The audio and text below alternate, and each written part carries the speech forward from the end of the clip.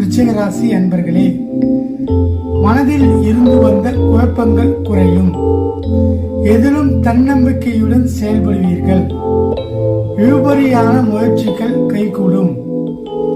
முயற்சிகளில் இருந்து வந்த தடைகள் களைவீர்கள். அனுபவம் உள்ளவர்களின் ஆலோசனைகள் மாற்றத்தை ஏற்படுத்தும். சுபகாரியம் தொடர்பான எண்ணங்கள் ஈடேறும். எதிலும் பொறுமையுடன் செயல்படவும். பாகப்பிரிவினைகளில் எதிர்பார்ப்புகள் நிறைவேறும்.